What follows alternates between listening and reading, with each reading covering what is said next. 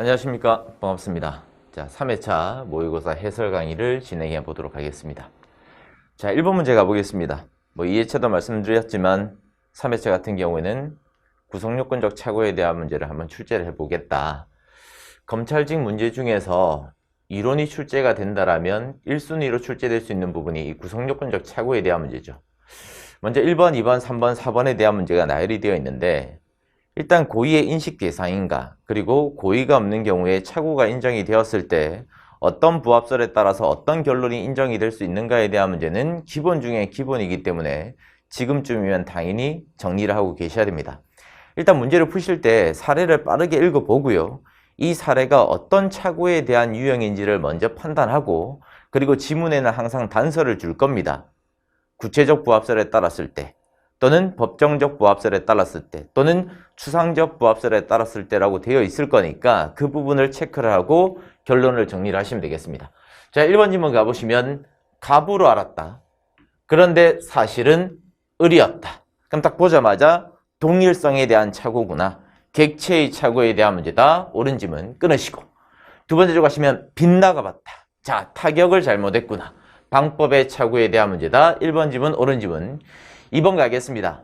위 사실관계에서 법정적 부합설에 따르게 되면 판례가 취하고 있는 법정적 부합설은 동가치가 인정되는 범위까지는 고의를 전용시키자는 거예요. 확대 적용하자는 겁니다. 즉, 갑이라는 사람이 원래 A를 죽이려고 했는데 빗나가서 B를 죽였던, 착각해가지고 B를 A로 알았던, A를 죽이려다가 B 죽였다, 사람 죽였다면 동가치가 인정이 되니까 A를 죽일 고의를 B에다가 가져다 쓰자는 겁니다. 그러면 법정적 부합설에 따르면이라고 되어 있으니까 을을 죽이려는 고의 자체를 다른 사람한테 전용을 시켜가지고 결국에는 갑을 죽이려고 했으니까 갑을 죽이려는 고의를 을이라는 사람한테 전용시켜가지고 적용을 시킬 수가 있는 것이다. 따라서 고의는 조각되는 것이 아니고요.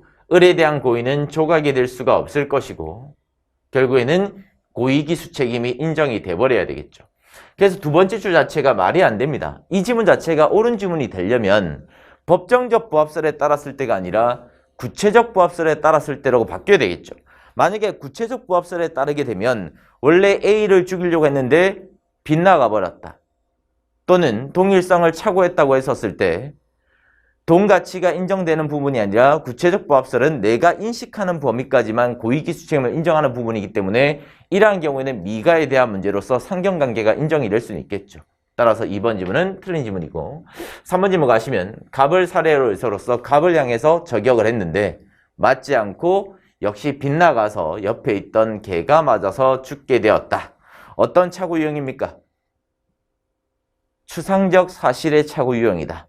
추상적 사실의 착오의 유형은 동가치가 인정이 될 수가 없습니다. 이종 구성요건상의 착오에 해당이 되기 때문에 법정적 부합설에 따르겠을 때 고의를 전용시킬 수가 없는 것이다. 따라서 이러한 경우에는 갑을 죽이려고 했는데 죽이지 못했으니까 갑에 대해서는 미수죄가 인정이 될 것이고 가실로 개를 죽여버렸다. 가실손괴죄가 인정이 될 것인데 형법상 가실손괴죄 처벌 규정이 없기 때문에 이러한 경우에는 갑에 대한 살인 미수죄로 처벌할 수가 있겠죠. 3번 질문은 옳은 질문. 4번 질문 갑시다. 인간계는 기술되지 아니하는 객관적 구성요건 요소다라고 이야기합니다. 조문 자체에 인간계는 기술이 되어 있지 않습니다. 하지만 인간계도 객관적 구성요건 요소에 포함이 되기 때문에 고의의 인식 대상이라고 봐야 된다. 따라서 인간계도 인식을 해야 될 것이다. 4번 질문도 옳은 질문. 2번 공동정범에 대한 설명으로 옳지 않은 것은 무엇인가? 1번 질문 갑시다. 판례는 행위 공동설에 따라서 가실범에 대한 공동정범을 긍정하고 있는 입장이다. 자, 옳은 질문인데 공동정범에 대한 본질에 대한 견해는 크게 두 가지로 나눠집니다. 고의 공동설이 있고 행위 공동설이 있다. 그러면 2번 질문하고 이제 같이 연결해가지고 정리를 해보면 고의 공동설 또는 범죄 공동설에 대한 문제는 같은 고의를 가지게 되었을 때만 공동정범이 성립될 수 있다는 견해를 말하는 거고 행위 공동설에 대한 문제는 같은 고의를 가지고 있을 필요가 없습니다.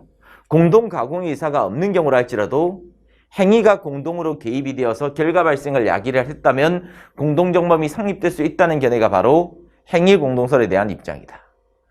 판례는 가실범에 대한 공동정범을 처벌할 필요성이 있기 때문에 고의공동설에 대한 입장에 따라서가 아니라 행위공동설의 입장에 따라서 공동정범을 긍정하고 있는 입장입니다. 고의공동설을 취하게 되면 가실범에 대한 공동정범이 인정이 될 수가 없어요. 왜? 각자가 공동가공의사를 가지고 있는 경우가 아니기 때문에. 2번 가시면 본질에 대해서 고의공동설에 따르게 되면 서로 다른 내용의 고의를 가지고 있는 경우, 즉 공동가공의 의사를 가지고 있지 아니한 경우에는 공동정범에 대한 문제가 인정이 될 수가 없고 형법 제19조에서 나오는 동시범에 대한 문제로 갈 수 있다. 왜? 19조 동시범을 읽어보시면 동시 또는 이시의 독립행위라고 되어 있습니다. 즉 의사의 합치, 공동가공의 의사가 없는 상태로서 범죄를 범하게 되는 경우에는 공동정범에 대한 문제로 가는 게 아니라 동시범에 대한 문제로 가야 된다. 3번 문제 갑시다. 공모 공동정범 등에 있어서 이탈에 대한 문제가 인정이 될 수 있는가 없는가에 대한 문제인데, 이탈에 대한 문제는 나중에 뒤에서도 제가 말씀드리겠지만 실행의 착수 전 이탈에 대한 문제가 있고요, 실행의 착수 후에 이탈에 대한 문제가 있고, 범죄가 완벽하게 종료되고 난 다음에 이탈에 대한 문제로 나누어집니다. 이 지문 같은 경우에는 실행의 착수 전 이탈에 대한 문제고, 실행의 착수 전 이탈 같은 경우에 크게 두 가지의 경우로 나누어진다. 수평적인 관계가 있고 수직적인 관계에 대한 문제로 나누어질 수가 있는데, 이 지문 같은 경우는 포인트가 주도적인 관계라고 되어 있습니다. 갑, 을, 병, 정이 있었는데 갑이라는 사람만 성인이었고 을, 병, 정은 성인이 아니라 미성년자였다.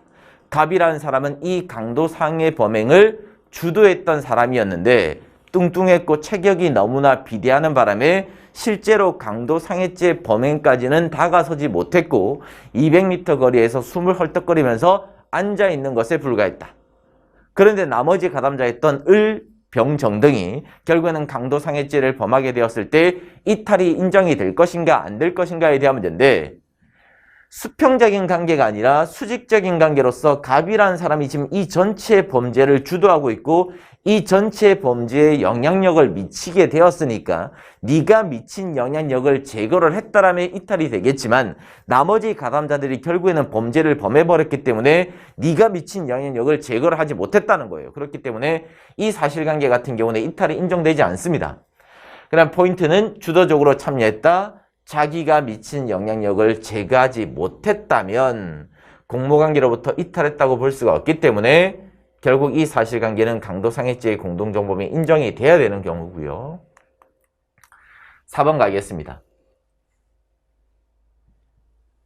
세 번째 줄 가시면 해고를 당해가지고 공범관계로부터 이탈이 되었다고 되어 있는데, 지금 이 4번 지문 같은 경우에는 위에 있는 3번 지문하고 차이가 있습니다. 위에 있는 3번 지문 같은 경우에는 갑이라는 사람이 나머지 가담자들이 범죄 행위에 나아가기 전에 이탈이 될 것인가 안 될 것인가에 대한 문제인 거고, 이 지문 같은 경우는 벌써 이 갑이라는 피고인은 범죄에 가담을 했습니다. 실행에 착수 이상 나아갔습니다. 그런데 범죄가 종료되기 전에 해고되어서 빠져나오게 되었을 때 이탈이 인정될 수 있을 것인가 없을 것인가, 즉 실행에 착수 후에 이탈에 대한 문제예요. 갑이라는 사람이 회사에 취직을 했고 나머지 가담자들하고 시세조정행위에 가담을 했고, 근데 중간에 해고가 되어서 이탈 빠져나온 경우라 할지라도 나머지 가담자들이 계속적으로 주가 조작 행위를 이어나갔다면 갑이라는 사람은 이 전체 범행에 대해서 공동정범 관계가 인정이 될 수가 있는 것이고 죄책을 부담해야 되는 것이기 때문에 그 밑에 가시면 관여하지 않은 부분에 대해서도 죄책을 부담할 수가 있습니다. 그래서 4번 지문은 옳은 지문. 없다라고 되어 있으니까 틀린 지문이죠. 있다에 대한 문제로 바꿔주시고요. 3번 작물에 대한 설명으로 옳지 않은 것은 무엇인가? 1번 지문 갑시다. 컴사다.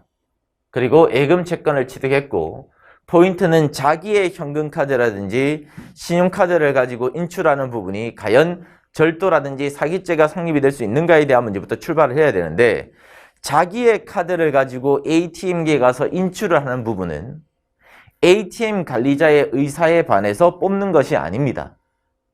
그렇기 때문에 점유자의 의사에 반해서 가지고 오는 행위가 아니기 때문에 절도죄라든지 사기죄가 성립이 될 수가 없어서 인출한 부분은 재산범죄를 통해서 영득한 재물이라고 볼 수가 없습니다. 따라서 작물성이 인정이 될 수가 없다. 따라서 작물성이 인정이 될 수가 없다. 옳은 질문. 작물이 안 되니까 그 인출한 금전 자체를 교부받은 사람도 작물취득죄가 성립이 될 수가 없는 거죠. 2번 갑시다. 대체작물과 관련되어 있는 부분인데 감원대상 가장사건이란 판례입니다.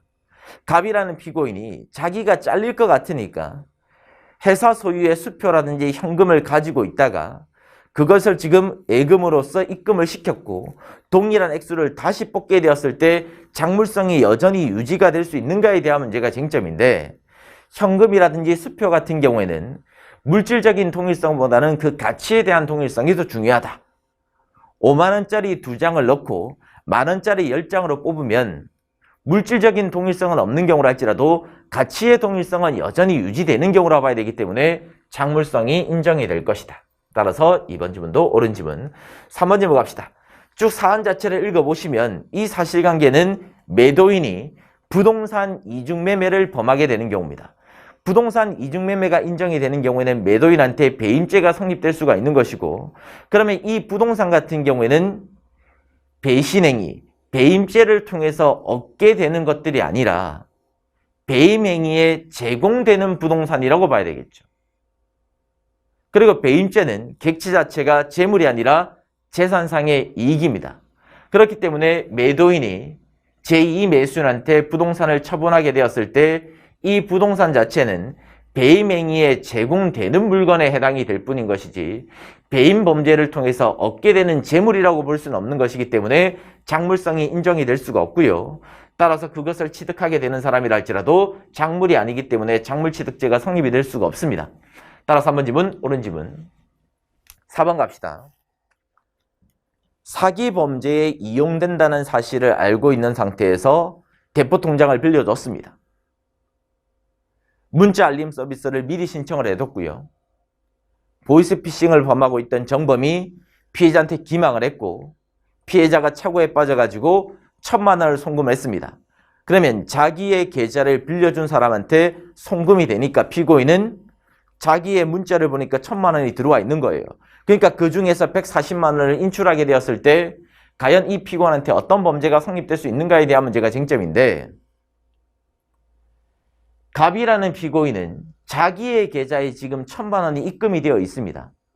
그러면 피고인의 입장에서는 은행에 대해서 가지고 있는 자기의 예금 채권에 따라서 돈을 인출한 것에 불과한 것이지 사기죄를 범하고 있는 본범으로부터 작물에 대한 사실상의 처분 권한 자체를 획득한 범죄가 아닙니다.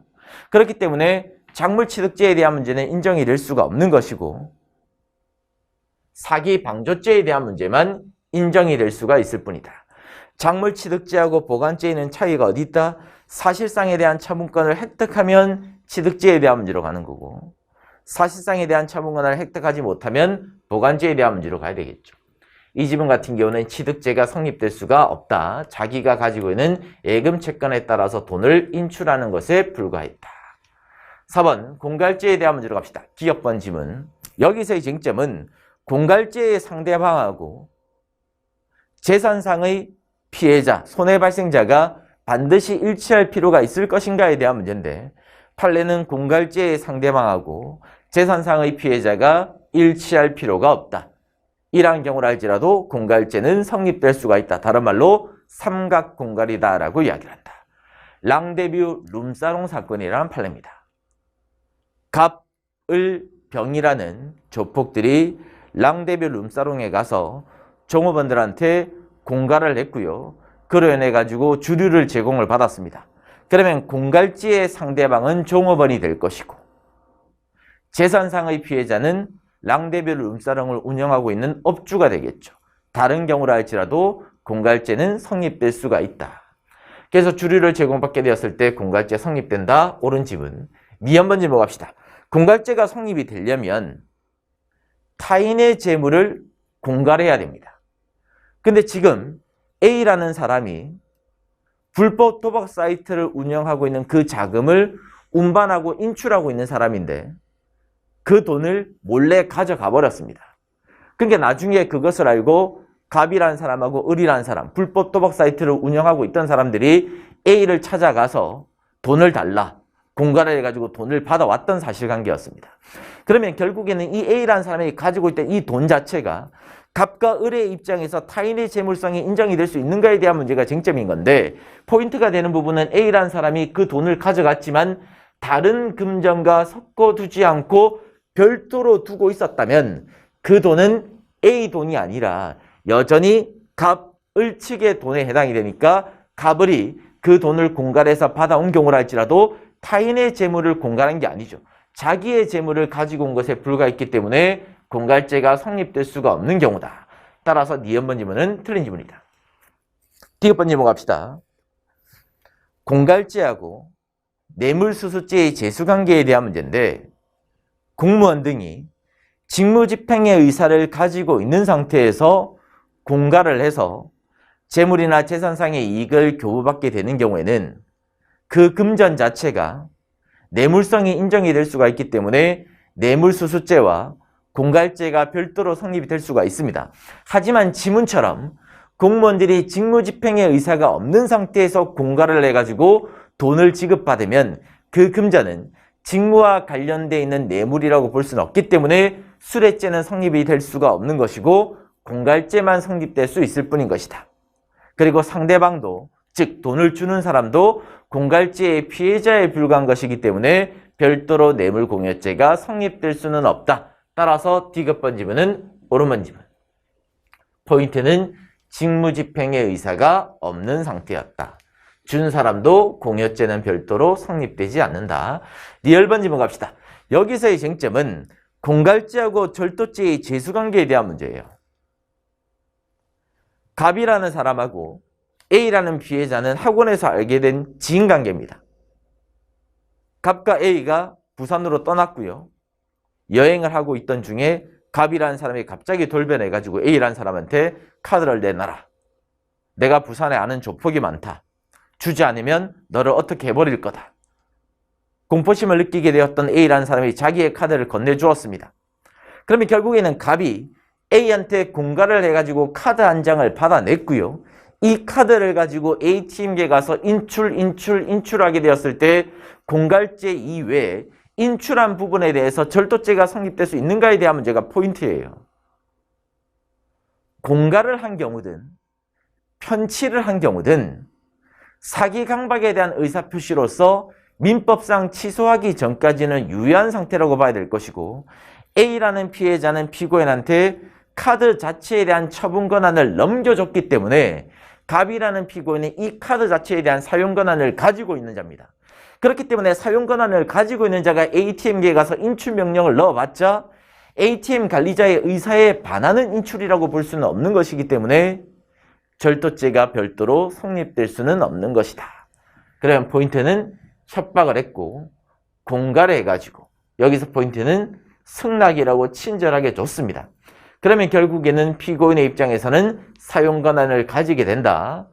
ATM기에 가서 인출을 한다 할지라도 ATM 관리자의 의사에 반한다라고 볼 수 없다. 따라서 절취행위가 아니다. 절도죄는 성립될 수 있겠지만, 다시 공갈죄는 성립될 수 있겠지만 절도죄는 성립될 수가 없는 경우다.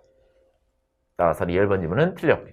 5번 법인의 형사 책임에 대한 문제로 갑시다. 기억번 지문 범죄 능력에 대한 문제죠. 기본 중에 기본입니다. 그렇죠? 상가 이중매매 사건. 법인도 범죄의 주체성이 인정이 될 것인가? 아니면 자연인만 범죄의 주체성이 인정이 될 것인가? 대법원 판례 입장은 범죄 능력은 자연인한테만 인정이 될 것이지 법인한테는 인정이 될 수가 없다.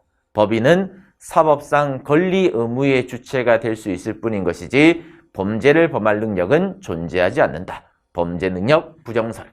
그럼 기억번 지문 가시면 상가 이중매매 사건에서 배임죄를 범하게 되는 대상은 두 번째 줄에 자연인인 대표 기관이 배임죄가 주체가 될 뿐인 것이지 법인은 배임죄의 주체는 될 수는 없다.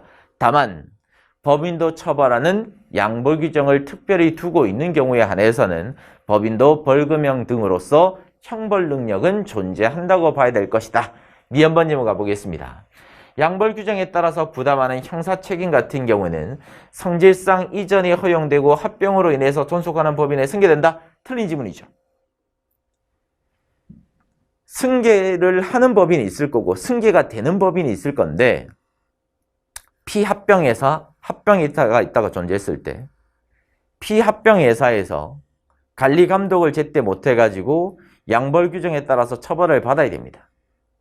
그런데 합병하는 Q라는 회사가 있었을 때 P라는 회사가 Q라는 회사에 승계가 되었을 때 이 책임까지도 같이 승계가 될 것인가에 대한 문제가 쟁점인데 뭐 해설지에도 나와 있겠지만 형사정법 328조 등에는 결국에는 범인이 즉 법인이 존속하지 않게 되는 경우에는 공소기각을 해야 된다고 되어 있고 이러한 기타 등등에 대한 이유에 따라서 형사처벌에 대한 문제는 승계가 되지 않는다.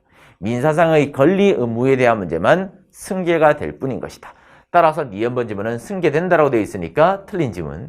디귿번 지문 가시면 법인의 직원이 자수를 하게 되었을 때 이 자수에 대한 효과 자체가 법인한테도 그대로 인정이 될 수 있는가에 대한 문제인데 법인이 양벌 규정에 따라서 처벌받는 책임하고 범죄를 범한 사람이 처벌받는 책임은 독립적인 책임이고 별개의 책임입니다.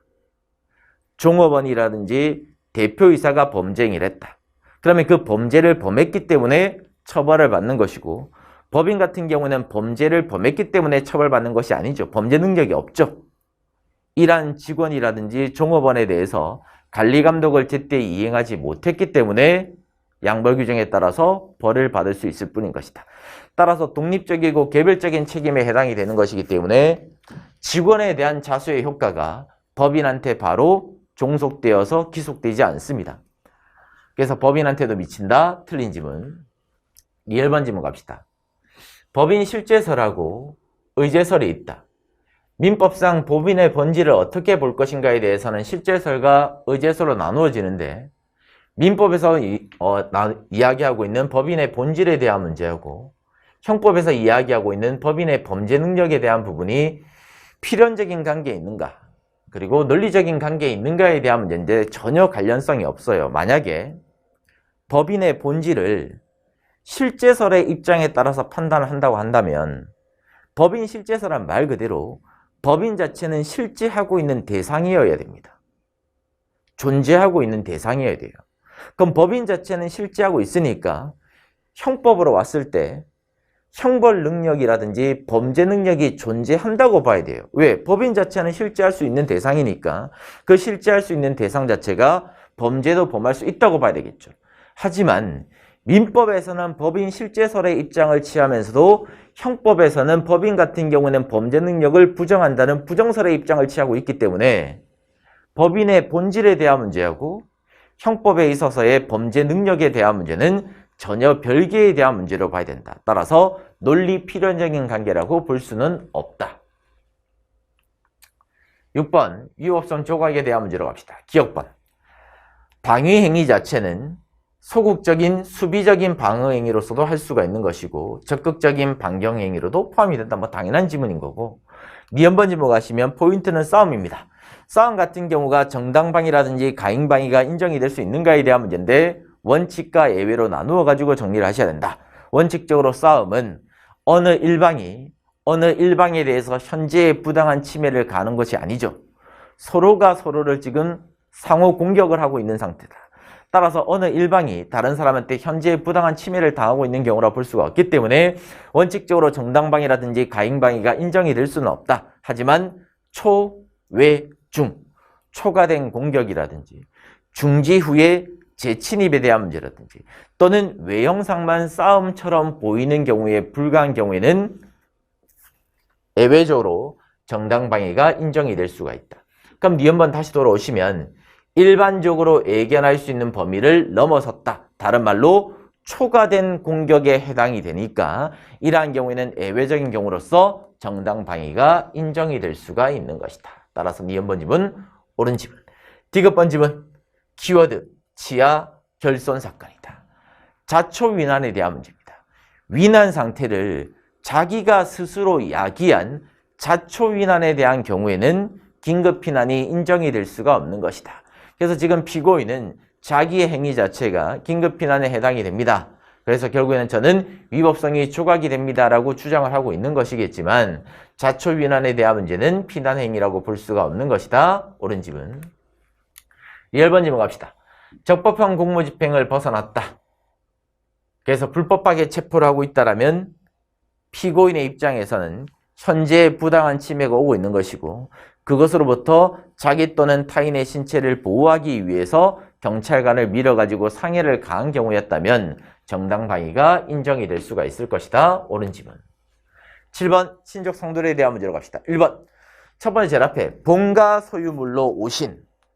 이게 어려운 지문이 아니에요. 물론 이 지문이 그대로 나올 수도 있고 사례형으로 약간 변형되어서 나올 수도 있겠지만 이거를 지금까지도 모르셔가지고 계속 질문을 하시는데, 자, 아버지 물건이라고 오신한 상태에서 그 물건을 가지고 왔습니다.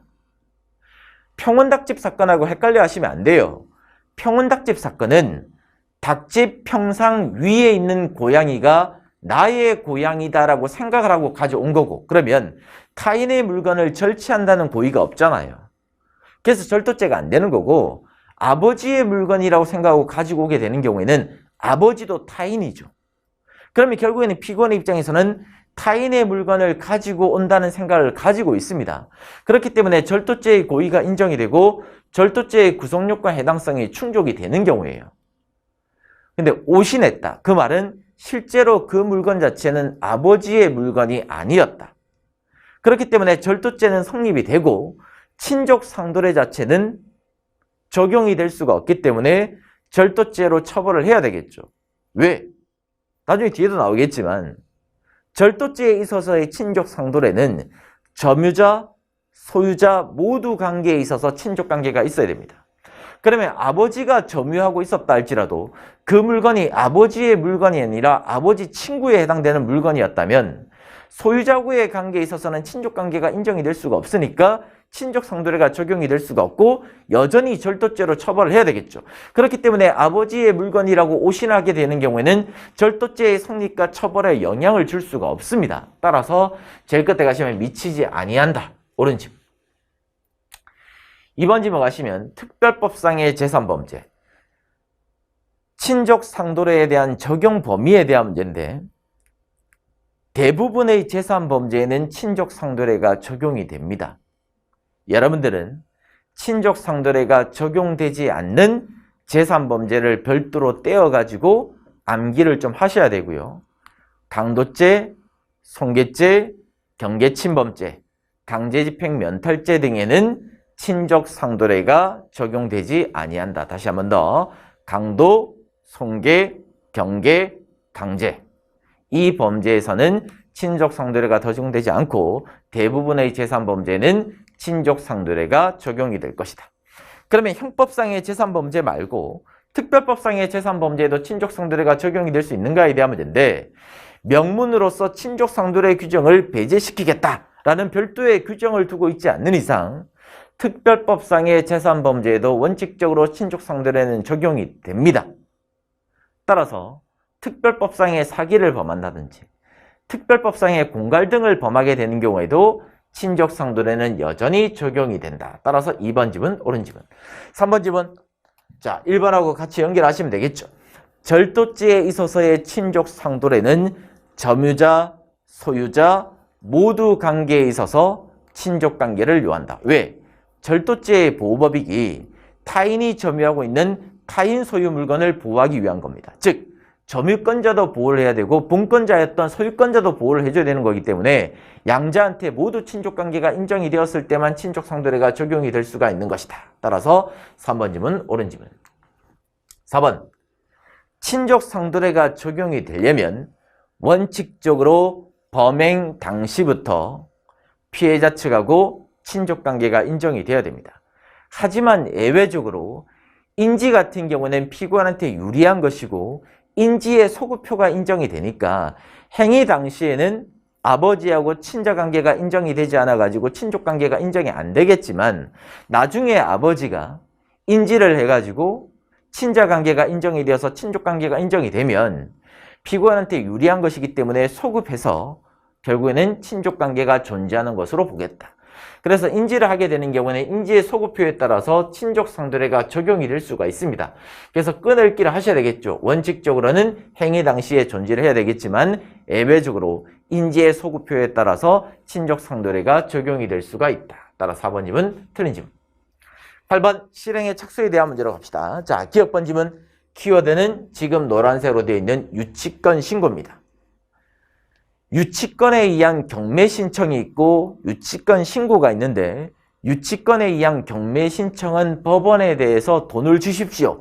청구의 의사표시를 한 것으로서 실행의 착수가 인정이 되겠지만 유치권 신고 같은 경우에는 매각물 명세서에 유치권자가 누가 있습니다라는 것을 알리는 것에 불과한 것이지 소를 제기하는 것도 아니고 다른 말로 청구의 의사표시를 한 것이 아니기 때문에 실행의 착수가 인정이 될 수가 없습니다.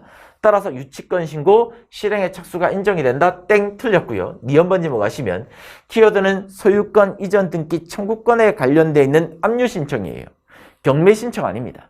물론 이 니은번 지문은 빈출되는 지문이고 중요하긴 하지만 많은 비판을 받습니다.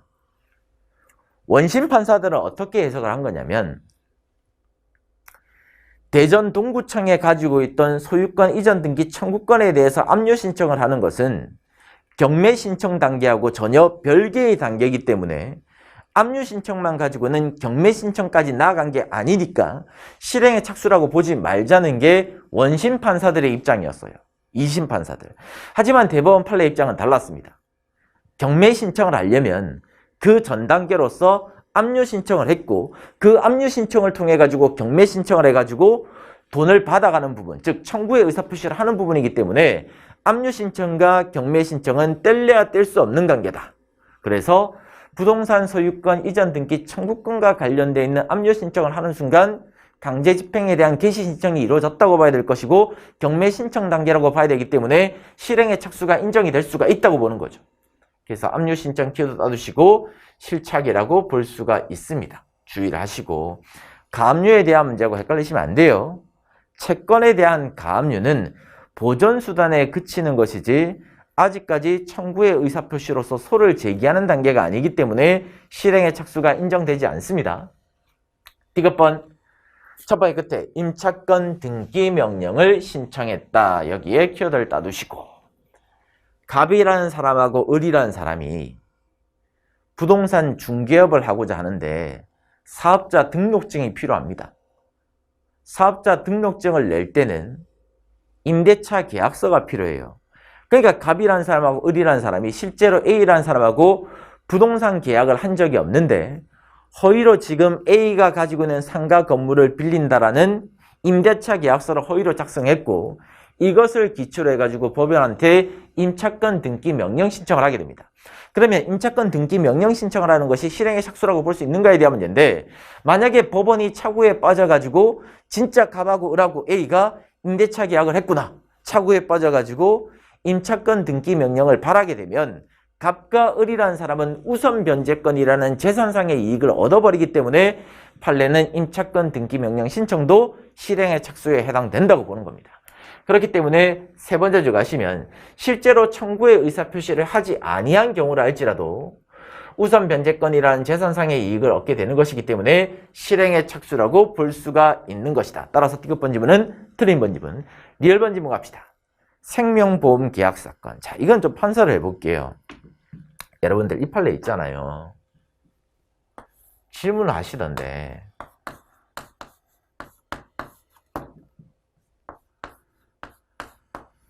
갑이 피고인입니다. 피고인인데 P라는 보험회사가 있습니다. 그리고 A라는 사람이 있고 B라는 사람이 있다. A는 B의 처고요. B는 A의 남편이었다. 갑이라는 사람이 자기가 A인 것처럼 타인 명의를 모용해가지고 생명보험계약을 체결했고요. A가 사망을 하게 되었을 때 보험금을 수령하는 수익자를 B라는 사람으로 설정을 했습니다. 아니나 다를까 어떤 이유인지는 모르겠지만 A라는 처가 사망을 하게 되자 B라는 사람이 보험회사에 가가지고 이 생명보험계약은 유효한 것이 아닌데 유효한 것처럼 보험금을 청구하게 되었고 보험회사로부터 B라는 사람은 대략 8억 원에 해당되는 보험금을 수령을 했습니다. 이러한 경우에 과연 이 갑이라는 사람하고 B라는 사람한테 어떤 죄책이 인정이 될 것인가에 대한 문제인데 일단 이 B라는 사람부터 먼저 판단해 볼게요. 이 당해 사안에서 문제되는 부분은 아니지만 이 당해 사안에서 갑이라는 사람한테 어떤 죄책이 될 것인가에 대한 문제를 판단하려면 정범이었던 B라는 사람에 대한 문제를 먼저 판단을 해야 됩니다. 자, B라는 사람은 이 보험계약이 유효한 것이 아닌데 유효한 것처럼 기망을 했고요. 착오에 빠졌고 처분을 했기 때문에 B는 뭐가 된다? 사기죄가 성립된다. 보험 사기에서의 실행의 착수는 언제다? 보험금을 청구하게 되었을 때 실행의 착수가 인정이 된다.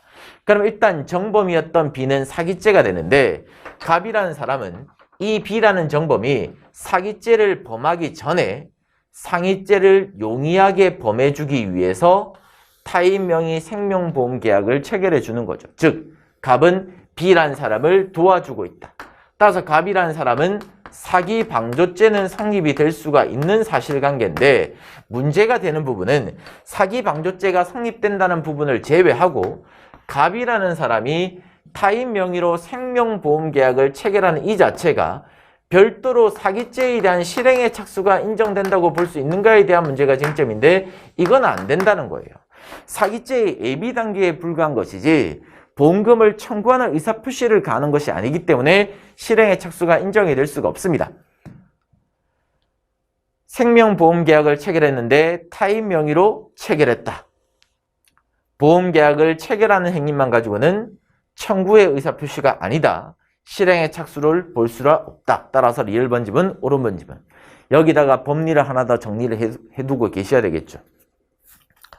갑이라는 사람한테 방조범이 성립이 될 수가 있는데 방조범의 가담 시기는 언제에서부터 언제까지다? 정범이 실행의 착수 단계에 나아가기 전에 장래 발생적으로 정범의 범행을 예상하면서 가담할 수도 있는 것이고 정범이 실행의 착수 단계에 나아가고 난 다음에 가담을 해도 되는 것이고 정범의 범죄가 종료되기 전에만 가담을 하면 방조범이 성립이 될 수가 있다.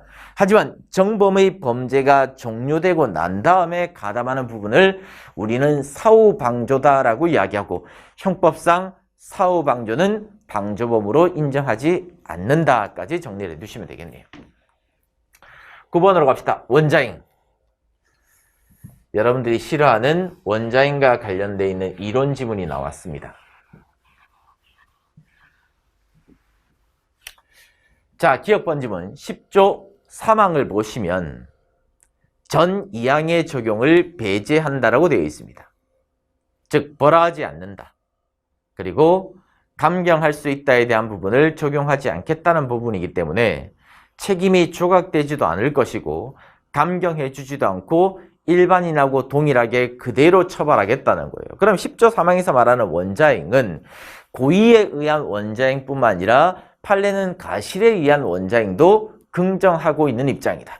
고의에 의한 원자행으로서 가장 대표적인 판례가 뭐가 있습니까? 갑이라는 사람이 A라는 사람을 살해하고자 하는데 용기가 나지 않으니까 대마초를 투여를 한다든지 또는 히로뽕을 투여를 한다든지 또는 술을 만취한 상태에서 A를 찾아가서 죽였다. 이건 결국에는 결과 발생을 애초부터 의혹을 했고 자기가 이 원자행 자체를 고의로 만들어가지고 범죄를 범했기 때문에 고의에 의한 원자행이 되는 것이고 가실에 의한 원자행의 대표적인 경우가 밑에 있는 니은번 지문이에요. 사실관계를 쭉 읽어보시면 갑이라는 사람은 애초부터 A라는 사람을 죽여버리기 위해서 또는 때리기 위해서 대마초를 흡연한 것도 아니고 필로폰을 투여하는 게 아닙니다. 니은번 지문은 자기가 습벽을 가지고 있는 상태예요. 내가 술만 마시면 주폭이 되는구나. 술만 마시면 실수로 사람들을 때리고 다니구나. 이러한 습벽이 있는 경우였다면 충분히 내가 술을 마시면 다른 사람을 때릴 수도 있겠구나. 그러면 안 때려야지. 애견 의무하고 회피 의무가 존재하는데도 불구하고 주유물을 태만히 한 상태로서 또 술에 만취해가지고 다른 사람을 때렸다면 이러한 경우가 결국에는 가실에 의한 원장이 될 것이고 판례는 가실에 의한 원장도 긍정하고 있는 입장이기 때문에 전 2항에 대한 적용을 배제해야 되니까 감경하거나 면제할 것이 아니겠죠. 일반인하고 동일하게 그대로 처벌하면 될 것이다. 따라서 틀린 지문. 디귿번 지문 갑시다. 이런 지문이 나왔는데 이 원장을 일반인하고 동일하게 처벌하는 이유가 어디에 있을 것인가? 이 가벌성에 대한 근거가 출제가 종종 됩니다. 그죠? 자, 두 가지만 봅시다. 크게 견해 대립은 세 가지로 나누어지는데 이거잖아요. 지금 말하고자 하는 게. 갑이라는 사람이 A를 죽이고자 하는데 용기가 안 나요. 그러니까 원인 설정 행위로서 술을 마십니다. 그래서 만취 상태, 명정자 상태에 빠뜨린 상태에서 A를 찾아가서 실행의 착수 단계에 나아가서 결국엔 A를 죽여버렸다. 그러면 10조 3항이 적용이 되면 10조 1항, 2항에 대한 적용이 배제가 되니까 일반인하고 동일하게 처벌을 하면 될 것이다. 그럼 이렇게 처벌하는 근거가 어디 있는데 이 가벌성의 근거를 어디서 찾을 것인가에 대한 견해 대립이 이론 문제로서 종종 출제가 된다. 크게 세 가지의 견해가 있죠. 구성요건 모델 이론, 반무의식적 상태설, 세 번째 예외 모델설, 다른 말로 불가분적 연관설이다라고 이야기를 한다. 두 가지만 정리를 간단하게 해보면 구성요건 모델 이론이 있고 예외 모델 이론이 있다. 왜 구성요건 모델 이론이라고 왜 예외 모델이다라고 이야기하냐면 형법의 대전제가 뭐예요? 행위 책임 동시존재 원칙입니다. 행위를 할 당시에 책임, 고의가 있어야 된다는 게 행위 책임 동시존재 원칙. 다른 말로 행위 고의 동시존재 원칙이다. 먼저 구성요건 모델 이론은 술을 마실 때부터, 즉 원인 설정 행위를 할 때 실행의 착수가 인정이 된다는 거예요. 그럼 아직까지 명정자 상태에 빠져 있는 것은 아니기 때문에 행위를 할 당시에 고의가 있다. 다른 말로 책임이 존재하고 있는 것이기 때문에 구성요건 모델 이론을 따르게 되면 행위 책임 동시존재 원칙을 잘 구현할 수 있다는 장점이 있습니다. 하지만 예외 모델설은 원인 설정 행위에서 실행의 착수가 있다고 보는 것이 아니라 실제로 A라는 사람을 찌르는 행위, 법익 침해 행위를 개시하게 되었을 때 실행의 착수가 인정이 되는 것이고 문제는 어디서 발생하냐면 실행의 착수를 할 당시에는 벌써 명정자 상태에 빠져 있기 때문에 고의가 있다라고 볼 수가 없는 것이고 다른 말로 책임 능력 자체가 존재한다라고 볼 수가 없는 것이기 때문에 행위 책임 동시존재 원칙을 잘 구현할 수 없다는 비판을 받게 됩니다. 다만 실행의 착수는 여기서 하겠지만 책임에 대한 부분은 원인 설정 행위를 할 때부터 있다고 보자. 그래서 원인 설정 행위, 이 책임을 가져오는 부분하고 실행의 착수 시점에 대한 문제는 뗄래야 뗄 수 없는 관계다. 불가분적 연관설이 있다라는 의미에서 예외 모델이다. 행위 책임 동시존재 원칙을 잘 구현할 수 없다는 예외설이다라고 이야기를 하는 겁니다. 그럼 이제 돌아오면 자, 가벌성에 대한 근거에 있어서 원인 행위하고 심신 상실 상태 하에서 불가분적 관련해서 찾는 견해 딱 보자마자 불가분적 연관설, 다른 말로 예외 모델설이구나. 예외 모델설은 실행의 착수를 언제부터 인정하는 거다? 원인 설정 행위에서 실행의 착수를 인정하는 견해가 아니라 법익 침해 행위를 해석해 되었을 때 실행의 착수를 인정하고 있는 견해죠. 따라서 디귿번 지문은 틀린 지문입니다. 1번 지문. 원인 설정 행위에서 실행의 착수가 있다고 하는 견해. 그러면 딱 보자마자 구성요건 모델 이론을 말하는구나. 다른 말로 원칙적인 견해를 의미한다. 행위 책임 동시존재 원칙을 잘 구현할 수 있는 견해를 말한다. 그러면 이 견해는 실행의 착수 시점 자체가 원인 설정 행위, 술을 마실 때부터 실행의 착수를 인정을 시켜버리기 때문에 가벌성에 대한 범위가 매우 빨라져 버립니다. 실행의 착수 시점에 매우 앞당겨져 버려요. 그렇기 때문에 구성요건에 대한 정형성을 무시했다는 비판을 받게 된다. 리얼번 지문은 옳은 지문. 그 다음에 10번 정범과 공범에 대한 문제로 갑시다. 이론 문제인데 정범하고 공범을 어떻게 구별할 것인가에 대한 문제는 크게 두 가지. 1번, 2번. 제한적 정범 개념하고 확장적 정범 개념으로 나누어집니다. 제한적 정범 개념은 무엇이냐면 구성요건을 직접적으로 실현하는 사람, 가담하고 있는 사람만 정범으로 볼 것이고 구성요건을 실질적으로 이루고 있는 사람이 아니라 단순하게 가담하고 있는 사람에 불과한 경우에는 정범이 아니라 공범으로 보자는 걸 우리는 제한적 정범 개념이다라고 이야기를 합니다. 다시 한 번 더 제한적 정범 개념이 뭐라고? 정범하고 공범을 어떻게 구별한다? 구성요건을 직접적으로 실현하고 있는 사람만 정범. 직접적으로 구성요건을 실현하는 사람이 아니라 단순하게 그냥 막만 봐주고 있다. 그냥 너가 A 집에 가서 절도해 시키는 사람에 불과하다. 이러한 경우에는 정범이 아니라 공범으로 보자는 견해를 말한다. 그런데 제한적 정범 개념에 따르게 되면 처벌 범위를 축소하는 축소 사유가 된다. 틀린 지문입니다. 축소 사유가 되는 것이 아니라 확장 사유가 되어야 돼요. 왜 지금 확장 사유가 되어야 되는 거냐면 실제로 범죄를 직접적으로 범하는 정범만 범죄가 성립되고 처벌을 하면 될 것인데 거기에 지금 가담한 공범도 즉 교사범이라든지 방조범이라든지 공범도 처벌을 하게 되는 것이기 때문에 처벌에 대한 범위가 축소가 되는 것이 아니라 처벌의 범위 자체가 확대가 될 수가 있는 겁니다. 그렇기 때문에 이러한 견해에 따르게 되면 처벌 범위를 축소하는 것이 아니라 확대를 하게 될 것이다. 그 다음에 이제 반대로 확장적 정범 개념이라는 것은 범죄 행위에 직접적으로 가담하는 사람만 정범이라고 볼 것이 아니라 범죄 행위의 결과 발생에 조금이라도 조건을 제공한 사람은 모두 다 정범이라고 보자는 견해를 우리는 확장적 정범 개념이다라고 이야기합니다. 조건설에 따른 정범 개념이라고 생각하시면 돼요. 자, A라는 사람은 직접적으로 타인의 집에 들어가서 절취를 했습니다. 근데 저도 그 집에 들어가서 절취를 한 건 아니겠지만 A한테 시키고 있습니다. 야, 네가 저 집에 들어가서 절취를 해라.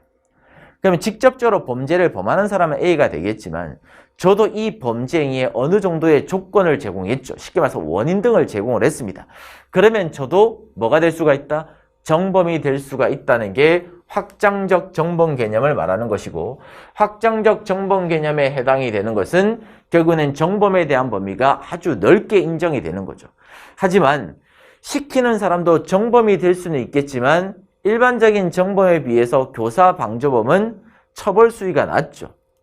경하게 처벌하게 되는 것이기 때문에 이러한 경우에 따르게 되면 축소 사유가 될 것이다. 그래서 확장적 정범 개념이 되는 경우에는 처벌 축소 사유에 해당이 되고 간접 정범 자체도 정범이 될 수가 있다. 옳은 지문 맞다. 그래서 3번 처벌 근거에 대한 문제 중에서 순수 야기설이다. 그러면 교사범이나 방조범을 처벌하는 근거가 어디에 있는데 견해 대립이 있습니다. 뭐 책임 가담설도 있고요. 여기 나와 있는 순수 야기설도 있고 그리고 호남 야기설도 있고 여러 가지 것들이 있는데 순수 야기설은 공범 종속에 대한 근거가 아니라 공범 독립성설을 근거로 해서 나온 책임의 근거라고 보시면 돼요. 공범 종속이 있고 독립이 있죠. 종속이 인정이 되면 종속이라는 것은 정범이 실행에 착수 이상 나아가서 위법함까지 인정이 되면 정범에 종속되어서 공범이 성립된다는 게 종속성설에 대한 문제고 독립성설에 대한 문제는 정범이 범죄 행위에 나아가던 나아가지 않던 여기에 가담한 사람도 반윤리적인 의사, 나쁜 생각을 가지고 있기 때문에 종속당할 필요 없이 독립적으로 공범이 성립된다는 게 공범 독립성설에 대한 입장입니다. 순수 야기설은 공범 독립성설을 근거로 해서 나온 책임의 근거기 때문에 실제로 정범이 범죄 행위에 나가던 나가지 않던 불문하고 거기에 가담하는 사람은 반윤리적 의사를 가지고 정범의 행위에 가담을 한 것이기 때문에 그만큼의 책임을 부담해야 된다고 보는 근거예요. 그렇기 때문에 제일 밑에 가시면 실제로 정범 자체가 범죄 행위에 나아간 바 없는 경우라 할지라도 교사범으로 처벌할 수가 있습니다. 포인트는 공범 독립성설을 근거로 해서 나온 처벌 근거가 순수야기설이고, 순수야기설은 정범이 실제로 범죄 행위에 나아가지 않아도 거기에 가담한 사람도 나쁜 생각을 가지고 있는 사람이기 때문에 처벌할 필요성이 있는 것이다. 따라서 실행행위가 없다 할지라도 교사범, 공범으로 처벌할 수가 있다. 옳은 지문. 4번 지문 갑시다. 통설 판례는 공범 독립성설이 아니라 종속성설의 입장을 취하고 있습니다. 다만 종속의 정도를 판단해 봤을 때 종속의 정도는 정범이 실행의 착수 이상만 나아가서 구성요건 해당성만 충족을 하면 종속되어서 공범이 성립될 수 있다는 최소 종속 형식이 있고, 정범이 실행의 착수 이상 나아가서 구성요건 해당성을 충족을 하고 위법성까지 나아가게 되었을 때만 종속되어서 공범이 성립될 수 있다는 제한 종속 개념이 있고, 극단적 종속 개념은 정범이 구성요건 해당성도 충족해야 되고 위법성도 충족해야 되고 책임까지 충족을 하게 되었을 때 종속되어서 공범이 성립된다는 견해를 말하는 거고, 확정적 개념 같은 경우에는 정범이 구성요건 해당성, 위법성, 책임, 처벌 조건에 대한 문제들까지 모두 인정이 되었을 때만 종속되어서 공범이 성립될 수 있다는 견해를 말하는 거죠. 그런데 지문에서는 뭐라고 되어 있습니까? 책임 무능력자를 교사했다고 되어 있어요. 그러면 범죄를 범하는 이 정범 자체가 책임이 없는 사람이죠. 구성요건 해당성하고 위법성까지는 가지고 있겠지만 책임이 없는 사람인데 제가 이 사람한테 시켜가지고 범죄를 하게 만들었다면 포인트는 제한적 종속 형식에 따르게 되면 위법성까지는 충족하게 되는 사람이니까 저는 교사범이 되겠지만 끊으시고, 극단적 종속 형식에 따르게 되면 어느 정도까지 야기돼야 된다? 책임까지 있는 사람한테 시켰다면 제가 교사범이 성립될 수가 있겠지만 책임이 없는 사람한테 시켰기 때문에 저는 교사범이 성립될 것이 아니라 처벌되지 않는 사람한테 교사 방조를 해서 범죄를 범했으니까 간접정범에 대한 문제로 가야 되겠죠. 따라서 4번 집은 교사범이 성립될 수가 없는 것이고 간접정범에 대한 문제로 가야 될 것이다. 자, 11번 문제 가겠습니다. 1번, 강제집행면탈죄의 보호법익을 알고 있는가? 강제집행면탈죄의 보호법익은 채권자가 가지고 있는 채권을 보호하기 위한 범죄다. 따라서 채권자가 가지고 있는 채권이 채무자가 채권자한테 가지고 있는 채권하고 자동채권, 수동채권으로 해서 상계가 돼버리면 채권자가 가지고 있는 채권이 소멸이 돼버리기 때문에 강제집행면탈죄의 보호법익이 없어져 버리겠죠. 그렇기 때문에 소멸하게 되는 경우에는 결국 채권자가 가지고 있는 채권이 없으니까 강제집행면탈죄는 성립될 수가 없다. 옳은 지문. 2번 지문 갑시다. 권리행사방해죄에 대한 문제인데 권리행사방해죄의 요건이 뭐죠?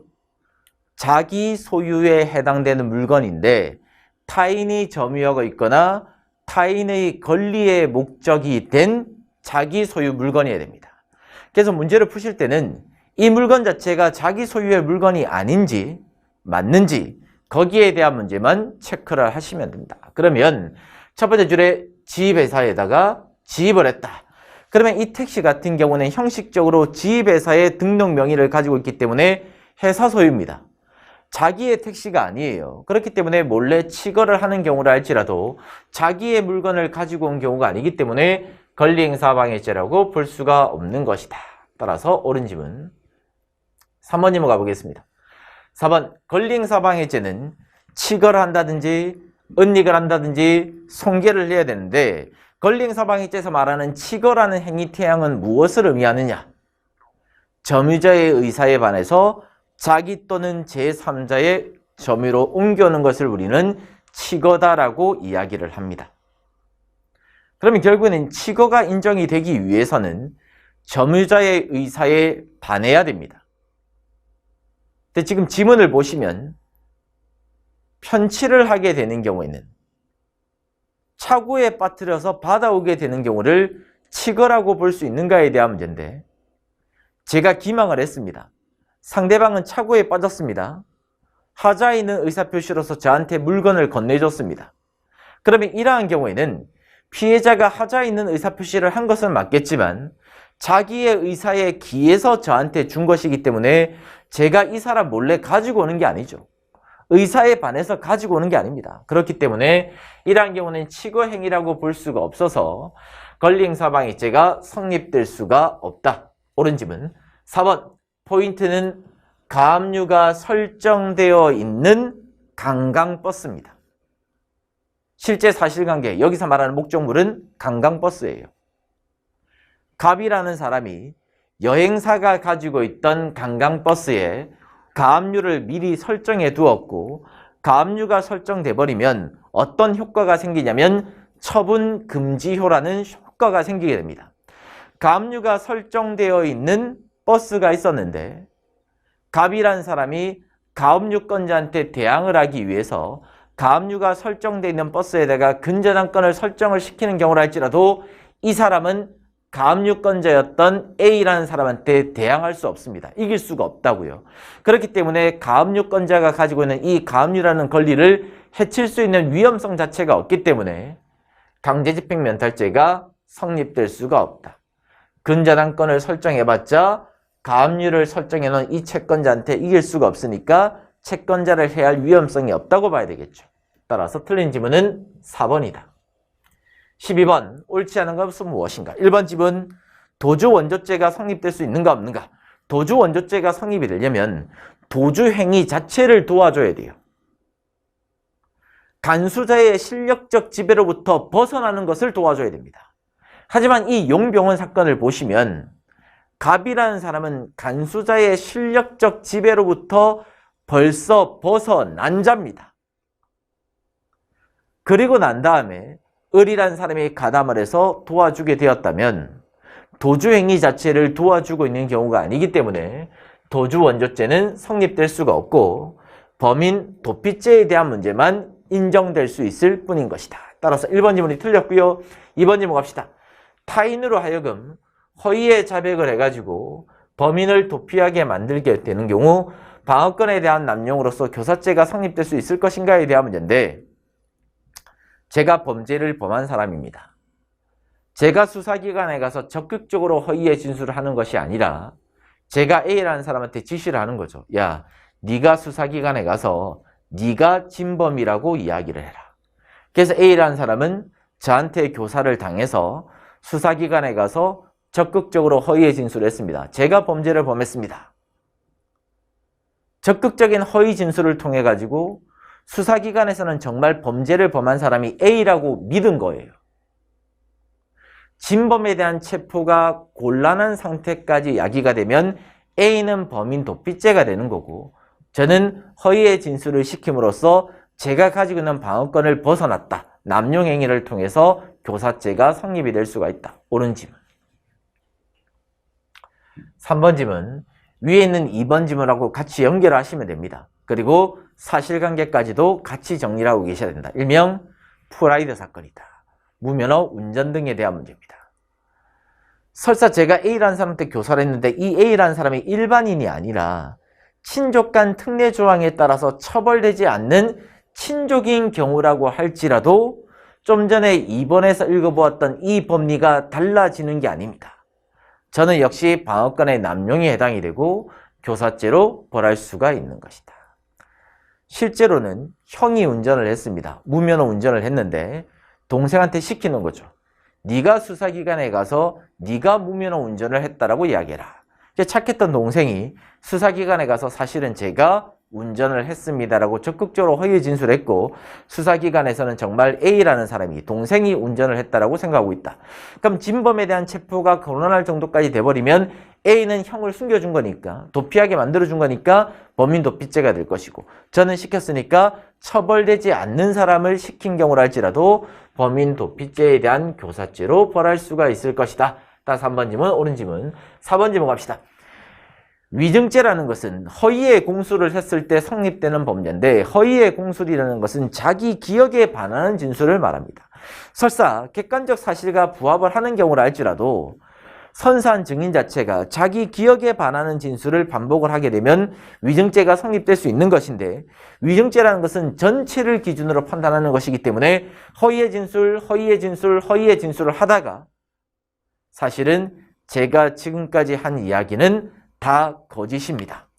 철회의 의사표시를 하게 되면 허위의 공술이 아닙니다. 위증죄가 성립되지 않아요. 그러면 위증죄의 기수다 아니다에 대한 판단 기준에 대한 문제가 이 지문에서의 쟁점이 되는 부분인데, 첫 번째 끝에 가시면 신문 절차가 끝나기 전에 사실은 제가 지금까지 했던 이야기는 다 거짓입니다라고 했다라면 위증죄가 안 되겠지만, 신문 절차가 끝나고 난 다음에 별도의 증인 신문 절차에서 사실은 제가 예전에 했던 이야기 다 거짓입니다라고 해봤자 이미 성립된 범죄에 영향을 미칠 수는 없어요.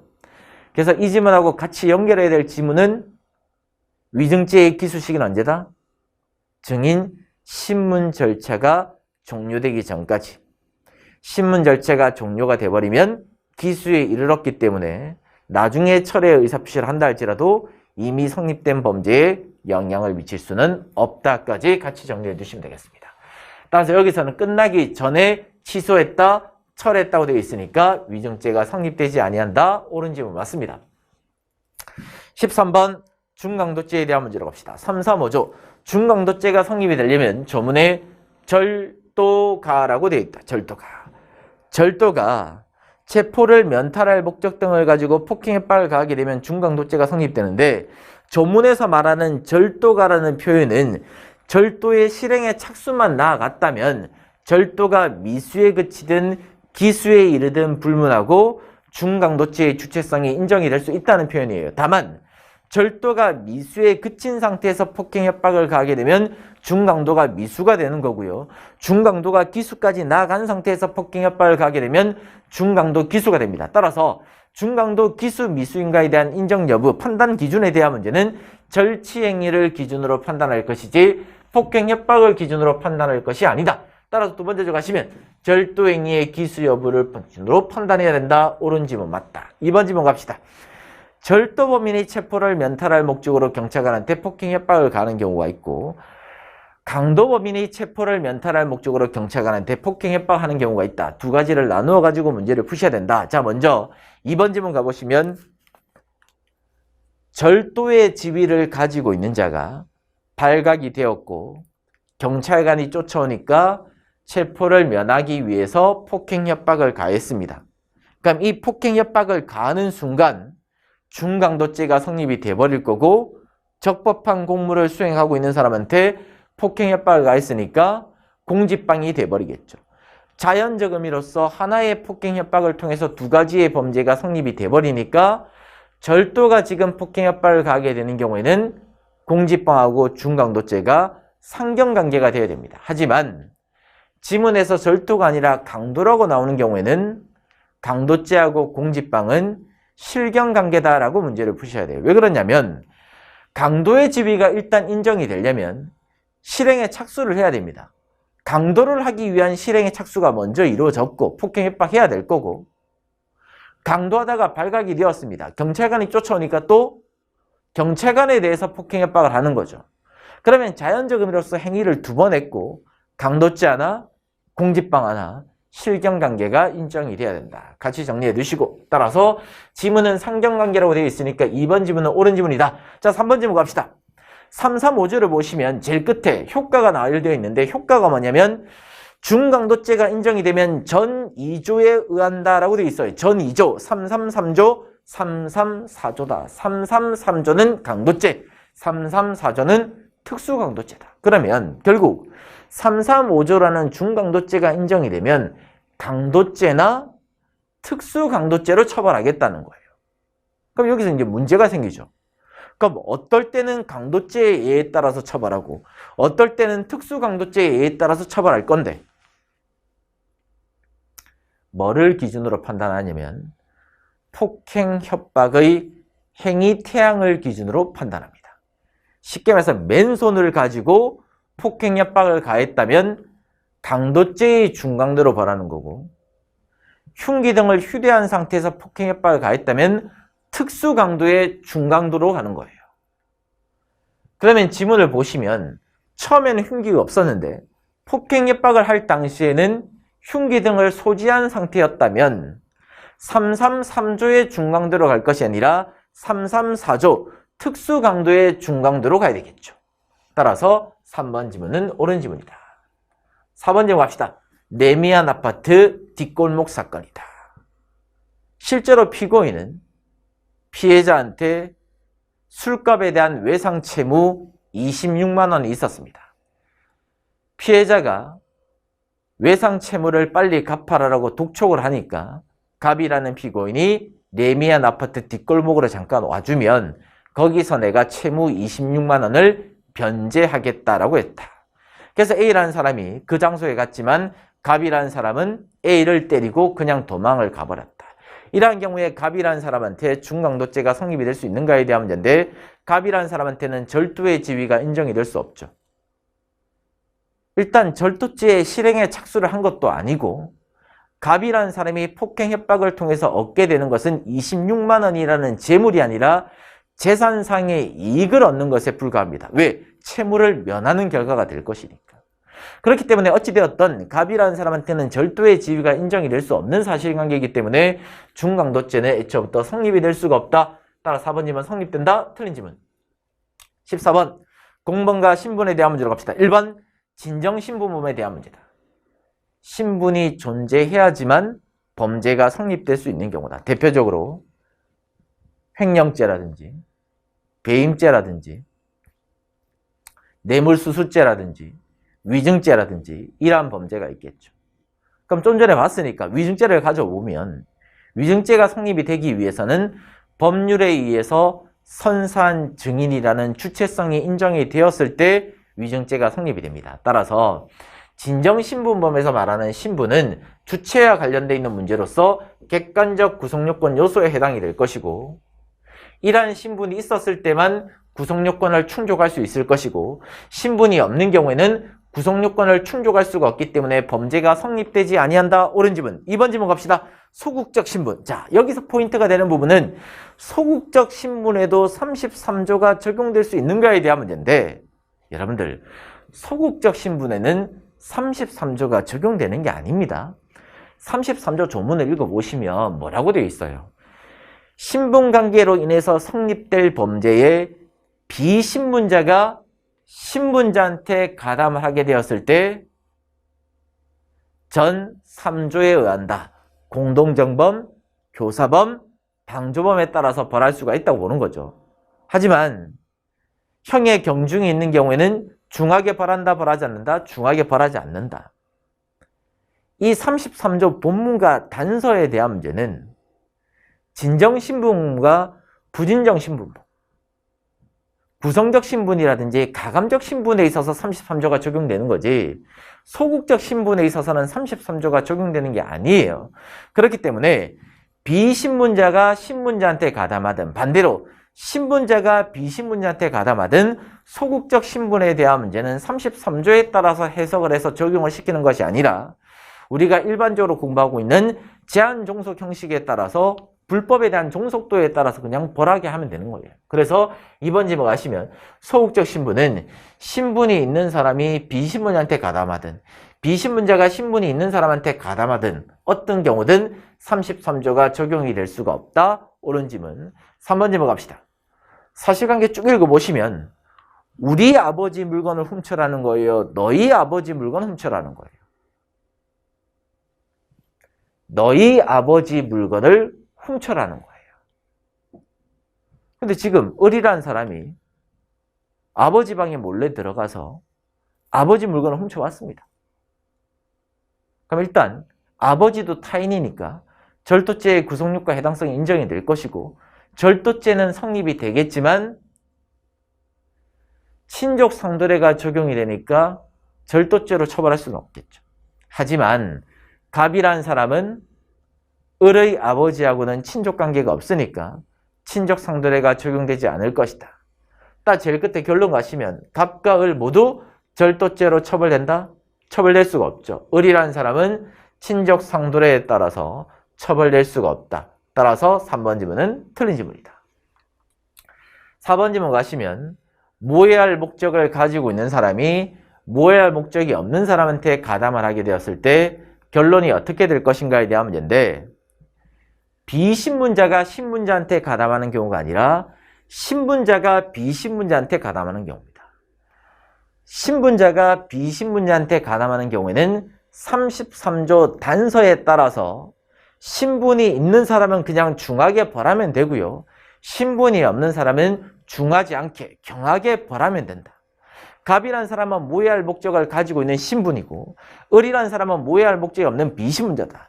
갑이라는 사람이 을이라는 사람한테 시켜가지고 허위의 공수를 지시했다. 그래서 을이라는 사람이 허위의 공수를 했다면 을은 그냥 위증죄로 벌하면 되고, 갑이라는 사람은 신분을 가지고 있으니까 위증죄에 대한 교사가 아니라 모해 목적 위증의 교사죄로 처벌을 하면 됩니다.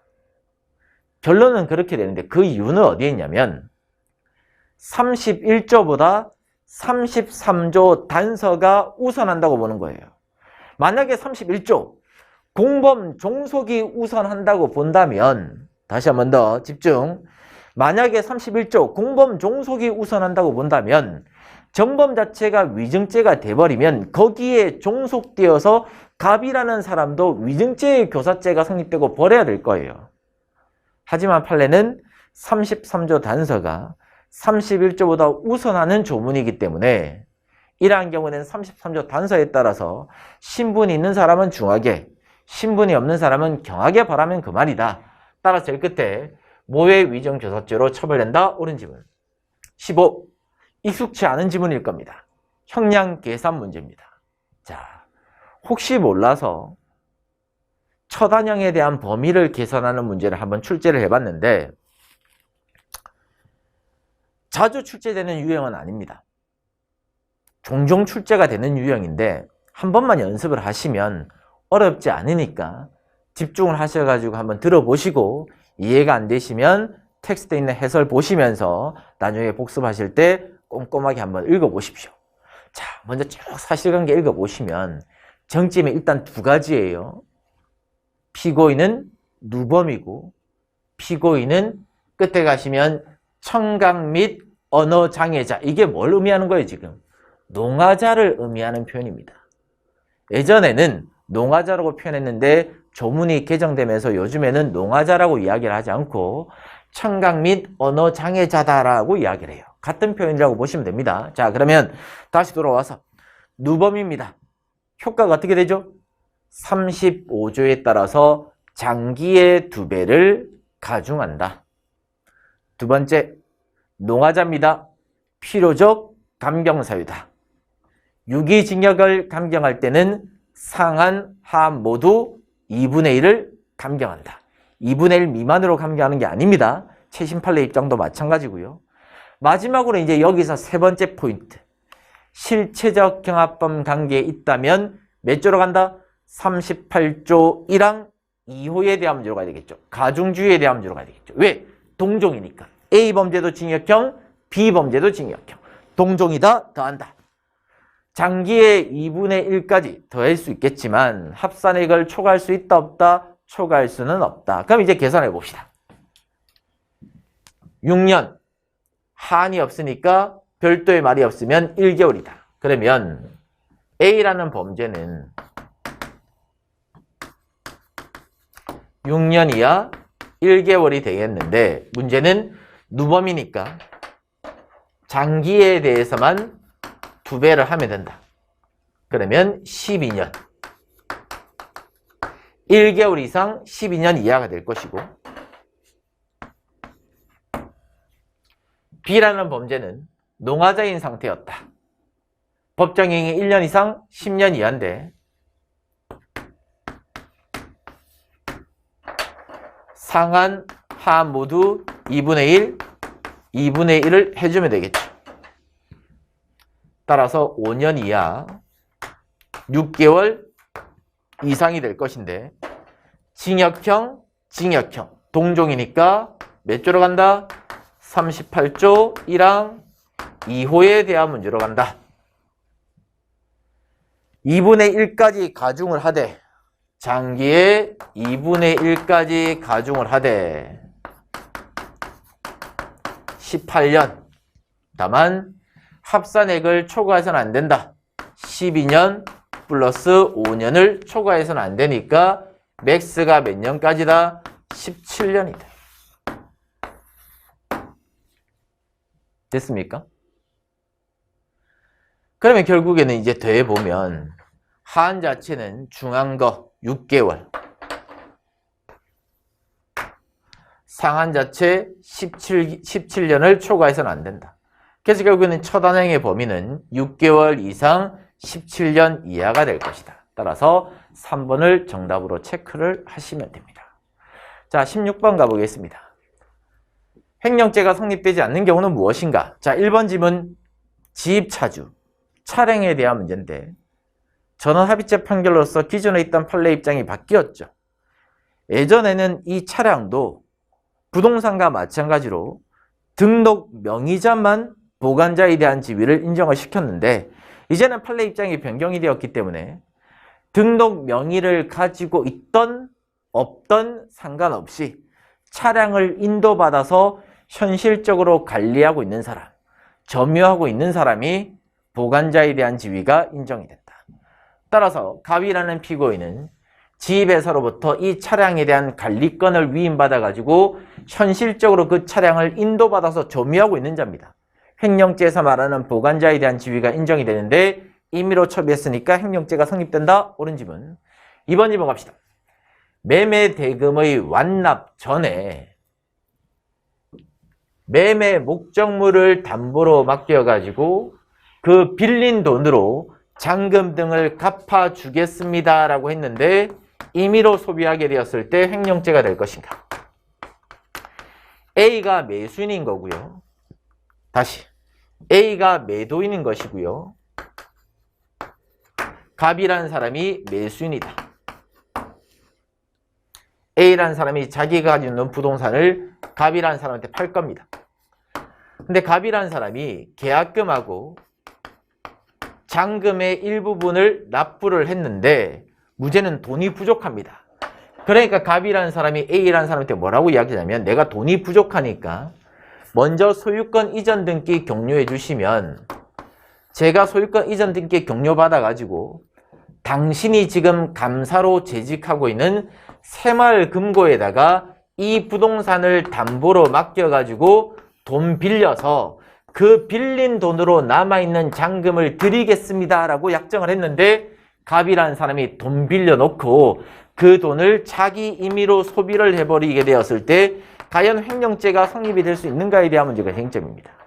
갑이라는 사람이 부동산을 매수하는 과정에 그 부동산을 담보로 설정해가지고 빌린 돈으로 갚아드리겠습니다라고 했는데 임의로 소비한 것은 변제하는 방법에 대한 문제에 불과할 뿐인 것이지 A의 돈을 가지고 있는 자라고 볼 수는 없다는 거예요. 매수인의 돈을 가지고 있는, 다시 매도인에 대한 돈을 가지고 있는 자는 아니기 때문에 타인의 재물을 보관하고 있는 자라고 볼 수는 없다. 따라서 횡령죄가 성립될 수가 없는 경우입니다. 3번 질문 갑시다.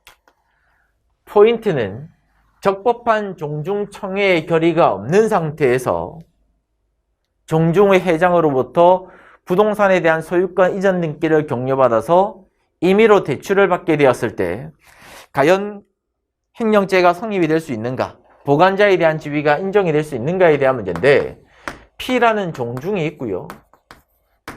A라는 회장이 있었다. 갑이라는 사람이 피고인인데 종중의 재산을 처분하기 위해서는 종중총회의 결의를 거쳐야 되는데 이 사실관계는 종중총회의 결의가 없는 상태에서 A라는 회장이 갑이라는 사람한테 이전 등기를 그냥 격려를 시켜줘 버렸습니다. 그러니까 갑이라는 사람이 소유권 이전 등기를 격려받아서 가지고 있는 찰나에 그것을 지금 담보로 맡겼고 그리고 대출을 받아가지고 자기 임의로 소비를 해버린 거예요. 이런 경우에 갑이라는 사람한테 횡령죄가 성립이 될 수 있는가에 대한 문제가 쟁점인데 원심에서 횡령죄가 성립된다고 하니까 갑이라는 사람이 상고유로 주장을 합니다. 판사님, 저는 횡령죄가 성립이 될 수가 없습니다. 왜 안 되냐면 종중총회의 결의를 거쳐가지고 제가 이전 등기를 경료받은 게 아니니까 이 이전 등기를 경료받은 것 자체가 무효입니다. 따라서 저는 보관자에 대한 지위가 인정이 될 수가 없으니까 임의로 소비해도 횡령죄가 안 됩니다. 이게 지금 빨간색이 피고인의 상고 이유입니다. 하지만 대법원에서는 이 상고 이유를 기각을 시켰다. 설사 적법한 종중총회의 결의를 거치지 않아서 무효가 된다 할지라도 갑이라는 사람이 등기 명의를 가지고 있는 것이고 A라는 사람으로부터 사실상의 위탁관계로서 위탁을 받아서 신임관계를 가지고 있으니까 보관자에 대한 지위 자체가 인정이 된다. 그런데 임의로 소비했기 때문에 횡령죄가 성립된다라고 이 상고 이유 자체를 기각을 시켜버렸던 거예요. 다시 돌아오시면 적법한 종중청회의 결의가 없는 경우라 할지라도 즉 무효가 되는 경우라 할지라도 회장으로부터 사실상의 위탁관계로서 보관자에 대한 지위가 인정이 될 것이고 명의를 가지고 있기 때문에 횡령죄의 주체성이 인정이 될 것이다. 따라서 임의로 사용하면 횡령죄 성립된다. 자, 4번 지문 갑시다. 4번 지문에서의 쟁점은 위탁관계가 있다고 볼 것인가 없다고 볼 것인가. 채무자가 지불각서를 써줄 것이라고 믿고 가계수표 등을 건네줬습니다. 그럼 채무자는 가계수표를 받으면서 지불각서를 써줘야 되겠죠. 제가 언제까지 갚아드리겠습니다. 그런데 채무자가 지불각서를 써주지 않습니다. 그럼 채권자는 야 내가 준 가계수표 돌려달라 라고 했겠죠. 그러면 당연히 채무자의 입장에서는 그걸 채권자한테 돌려줘야 될 의무가 있는데 자기 마음대로 찢어버리게 되었을 때 이 채무자한테 횡령죄가 성립되는 경우라고 볼 수 있는가에 대한 문제예요. 채무자는 조리상 채권자한테 그것을 돌려줘야 될 것이고 따라서 조리에 따른 위탁관계 등이 인정이 되는데 임의로 소비를 한다든지 반환을 거부했거나 찢어버리게 되었을 때 횡령죄가 성립될 수 있을 것이다. 자, 17번으로 가겠습니다. 1번 지문. A의 명의를 모용해서 발급받은 신용카드. 자기 명의의 카드가 아닙니다. 그러면 그 신용카드나 현금카드를 가지고 ATM기에 가서 인출 명령을 넣으면 ATM 관리자의 의사에 반하는 인출이 돼버리겠죠. 따라서 이러한 경우에는 절도죄가 성립이 될 수가 있을 것이다. 옳은 지문. 여러분들 근데 주의를 해야 될 부분이 ATM기에서 현금으로 인출을 하는 거예요. 만약에 이체를 받는 경우라면 컴사에 대한 문제로 가야 될 거고 ATM기에서 인출하는 부분이라면 절도에 대한 문제로 가야 되겠죠. 2번 지문. 연산홍 사건에 대한 문제입니다. 땅에 심겨져 있는 인목은 땅에서 들어 올리는 순간, 캐내는 순간부터 자기 또는 제3자의 점유 상태로 옮겨버렸기 때문에 기수가 돼버립니다. 그렇기 때문에 그 이후에 가담한 사람한테는 특수절도죄에 대한 문제가 성립이 될 수가 없다.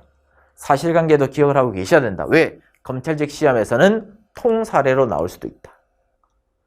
갑이라는 사람이 연구소 옆을 지나다가 연구소 안에 심겨져 있는 연산홍을 보고 너무나 탐이 난 나머지 처음에 팔아달라고 요구했지만 연구소 측에서 파는 물건이 아니다라고 거절을 하니까 몰래 연구소 안으로 들어가서 연산홍을 캐내버렸고 크기가 크니까 자기 혼자 운반할 수 없어서 남편한테 전화를 해가지고 운반을 도와달라고 한 거죠. 그래서 남편이 와서 운반을 시켜줬다.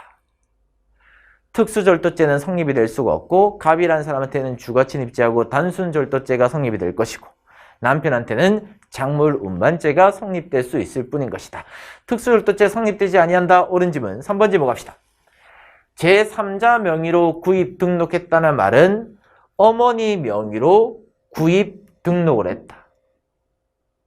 명의 신탁을 해가지고 어머니 명의로서 자동차를 구입을 했습니다. 그러면 자동차 등록원부에는 어머니 명의가 기재되어 있을 거고 명의 신탁 관계인데 내부자 사이에서는 갑이라는 사람이 소유권을 가지게 되겠지만 외부자 사이에서는 자동차 등록원부에 기재되어 있는 어머니가 소유권자가 돼버린다. 그럼 돌아오시면 끝에 가시면 누구한테 다시 을이라는 사람한테 저당권을 설정해가지고 돈을 받았다고 되어 있습니다. 제3자가 나온다 나오지 않는다? 제3자가 나왔기 때문에 여기서는 대내 관계가 아니라 대외 관계로 문제를 푸셔야 되겠죠. 따라서 대외 관계니까 이 자동차에 대한 소유권은 누구한테 있다? 어머니한테 있다. 근데 누가 점유하고 있다? 을이 점유하고 있다. 그러면 갑의 입장에서는 타인 소유, 타인 점유에 해당되는 물건인데 몰래 가지고 왔으니까 절도죄가 성립이 되어야 되겠죠. 따라서 3번님은 해당되지 아니한다. 따라서 틀린 지문이다. 4번 지문 갑시다. 현금카드 소유자로부터 2만 원을 인출해달라는 부탁을 받았는데 ATM기에 가서 5만 원을 뽑아가지고 3만 원을 삥땅 했을 때 과연 컴사가 성립될 수 있는가 없는가에 대한 문제인데 일단 결론부터 가보면 컴사가 성립되는 경우입니다. 물론 비판은 상당히 많다. 왜? 실제로 피고인은 2만 원만 뽑아가지고 자기한테 의뢰를 한 사람한테 주면 되는데 5만 원을 뽑아가지고 3만 원은 자기 주머니에 놓고 2만 원만 건네주는 거예요. 그럼 이 갑이라는 피고인은 재산상의 이익을 취득한 게 아니라 3만 원이라는 재물을 취득한 사람이기 때문에 컴사에 대한 문제로 가면 안 될 거 아니에요. 왜? 3, 4, 7조 2 컴사의 요건은 재산상 이익이지 재물이 아닙니다. 그런데 대법원에서는 이 판례에서 재물이라는 표현은 쓰지 않았고 위임받은 범위를 초과하는 비율만큼의 재산상의 이익을 얻었기 때문에 컴사가 성립한다라고 판시를 하는 거죠. 그러니까 이제 교수님들은 비판을 가하는 겁니다. 말도 안 된다. 일단 마무리 강의고 뭐 이야기하고 싶은 부분은 많지만 기본 강의가 아니니까 수험적으로 어찌되었던 여기서는 비판을 많이 받지만 초과하는 비율만큼의 재산상의 이익을 얻어서 컴사가 성립되는 경우다. 옳은 지문 맞습니다. 18번 절도죄가 성립되는 것으로 짝지어진 것은 무엇인가? 기억본 지문. 자, 직불카드, 현금카드, 신용카드 마찬가지다. 카드를 사용했고요. 카드를 본래 있던 장소에 곧바로 반환했을 때 카드 자체에 대한 절도죄가 성립될 수 있는가에 대한 문제인데 예금 통장하고는 다르게 카드는 한 번 사용했다고 경제적 가치가 소모되는 것이 아니다. 본래 있던 장소에 곧바로 반환했다면 카드 자체에 대한 불법 영득서가 없기 때문에 절도죄가 성립되지 아니한다. 니은번집은 리스한 차량을 타인한테 담보로 제공했고 돈을 변제하지 못하는 바람에 리스한 차량이 다른 사람한테 옮겨져 가버렸다. 리스 회사 소유권자를 위해서 BMW X5를 몰래 가지고 온 경우라 할지라도 바로 반환을 한 게 아니라 30일 정도나 사용을 하고 난 다음에 반환을 했기 때문에 판례는 설사 소유권자의 이익을 위한 경우라 할지라도 그 물건에 대한 가치를 네가 영득했기 때문에 불법 영득 의사가 인정이 되고 절도죄가 성립된다라고 판시를 한 사안입니다. 사실관계까지도 알고 계셔야 되는 판례 내용이다.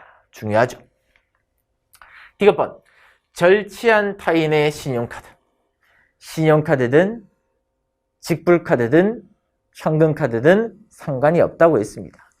카드를 ATM기에 가서 자기의 계좌로 이체를 했고 그리고 난 다음에 여기서 묻고자 하는 것은 인출한 부분에 대한 절도죄가 될 것인가에 대한 문제인데 앞서서도 관련되어 있는 지문을 살펴봤지만 절도죄가 될 것도 아니고 사기죄가 될 것도 아니니까 이 부분은 절도죄가 성립이 될 수가 없죠. ATM 관리자의 의사에 반한다라고 볼 수가 없는 것이다.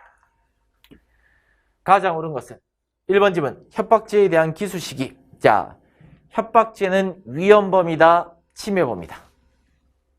판례는 협박죄를 위헌범으로 보는 입장이다. 따라서 협박죄에서 말하는 협박이라는 것은 상대방이 실질적으로 공포심을 느끼는 해악의 고지가 아니라 일반적으로 봤을 때 공포심을 느낄 만한 해악의 고지만 하게 되면 협박죄에서 말하는 해악의 고지는 인정이 될 것이고 협박죄는 위헌범이기 때문에 상대방이 의사결정에 대한 자유로서 침해당할 필요가 없습니다. 제가 해악의 고지를 했고 상대방이 실질적으로 공포심을 느끼지 않았겠지만 공포심을 느낄 만한 염려, 의사결정에 대한 자유 자체가 침해될 수 있는 위험성만 있으면 바로 기수가 성립이 돼버린다. 그러면 미수는 언제 인정되느냐? 미수는 해악의 고지가 상대방한테 도달하지 않았거나 또는 제가 해악의 고지를 했고 상대방한테 도달했는데 상대방이 인식을 하지 못한 경우에 한해서 미수가 인정될 수 있을 뿐인 것이다. 따라서 1번 지문, 두 번째 줄에 상대방의 공포심을 일으키기에 충분한 해악의 고지가 있었다 할지라도 현실적으로 공포심을 일으키지 않았다면 미수다 아니죠. 현실적으로 공포심을 일으키지 않았다 할지라도 위헌범이기 때문에 바로 기수가 돼버린다. 미수는 언제다고? 두 가지 경우 여러분들이 같이 정리하시고 그 다음에 2번 가시면 키워드는 비골골절이다. 비골골절. 강제추행죄에서 말하는 상해 개념에 해당이 될 것인가에 대한 문제인데 제일 끝에 결론 강제추행치상죄가 성립되지 않는 경우입니다. 왜 안 되냐면 상해죄라든지 또는 강제추행치상죄가 인정이 되려면 강제추행 행위를 통해서 상해라는 결과가 야기가 되어야 돼요. 강제추행 행위, 상해라는 결과, 인관계가 있어야 됩니다. 하지만 이 지문 같은 경우에는 갑이라는 피고인이 A라는 여자분하고 술값 시비가 붙게 됩니다. 그 가정에 열받는다고 지금 A라는 여자분을 밀었고 그 가정에 A라는 사람이 넘어지면서 비골골절을 입은 거예요. 그러면 이 비골골절이라는 상해 상태는 갑이라는 사람이 강제추행을 하는 가정에 이루어진 게 아니라 우발적으로 시비를 붙는 가정에 이루어진 것이기 때문에 양자 사이에 인관계가 있다고 볼 수가 없고 강제추행을 통한 상해행위가 아니기 때문에 강제추행치상죄가 성립될 수가 없는 경우입니다. 틀린 지문. 3번 지문. 일명 심수봉씨 사건입니다. 거리상 멀리 떨어져 있는 피해자한테 전화를 이용해가지고 폭언을 한다든지 고성을 한다든지 욕설을 하게 되었을 때 이것이 과연 폭행죄에서 말하는 폭행이 될 수 있는가에 대한 문제가 쟁점인데 문제를 푸실 때는 원칙과 예외로 나누어 가지고 문제를 푸시면 됩니다. 원칙적으로 전화를 통해 가지고 폭언이나 고성이나 욕설을 하는 것은 신체에 대한 직접적인 유형력의 행사를 가한 것이 아니기 때문에 폭행죄에서 말하는 폭행이라고 볼 수는 없다. 하지만 그 정도가 매우 심각해서 듣는 사람으로 하여금 청각기관을 자극해서 고통을 느낄 정도까지 나아갔었다면 듣는 사람에 대한 신체에 대해서 직접적인 유형력 행사가 가해졌다고 볼 수 있으니 이 정도까지 이런 경우에 한해서만 폭행이 될 수 있을 뿐인 겁니다. 따라서 원칙적으로는 신체에 대한 유형력 행사로서 폭행죄가 안 될 것이고 예외적으로 어느 정도까지? 청각기관을 자극해서 고통을 느낄 정도까지 나아갔을 때만 폭행이 될 수 있을 뿐인 거다. 그 다음에 4번 질문 갑시다. 포인트는 바로 들어간 게 아니라 경영진과의 불안을 해가지고 퇴사도 끝냈고요. 그리고 무려 30일이나 지났습니다.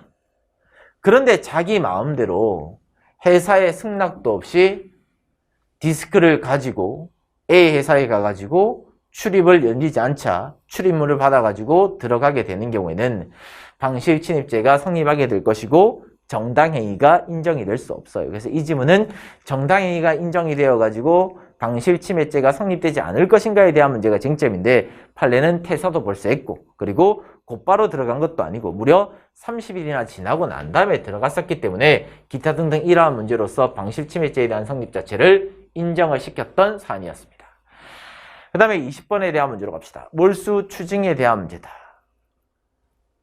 범죄행위에 제공한 물건, 범죄행위에 제공하려고 물건, 범죄행위를 통해서 취득한 물건, 그리고 범인에 해당되는 소유 물건만 몰수할 수 있다. 몰수할 수 없는 경우에는 그 가액을 추징할 수 있을 뿐인 거다. 기본적인 요건을 일단 기억을 해두시고 지문들을 한번 살펴보겠습니다. 먼저 1번 지문. 1번 지문에서의 쟁점이 뭐예요? 공소시효가 완성된 바이올린이에요. 포인트는 물론 키워드 바이올린도 중요하지만 공소시효가 완성되었다는 점이 더 중요하죠. 49조를 보시면 유죄 판결을 하지 아니하는 경우라 할지라도 몰수의 요건을 구비하게 되는 경우는 몰수를 할 수 있다고 되어 있습니다. 그러면 이 당의 사실관계에서 피고인한테 유죄 판결을 하지 않는 경우라 할지라도 범죄 행위와 관련되어 있는 물건이라면 공소 사실과 관련되어 있는 물건이라면 몰수의 대상이 될 수가 있고요. 공소 사실 자체가 적법하게 기재되고 공소 제기가 적법하게 이루어지게 되었을 때 몰수를 할 수가 있습니다.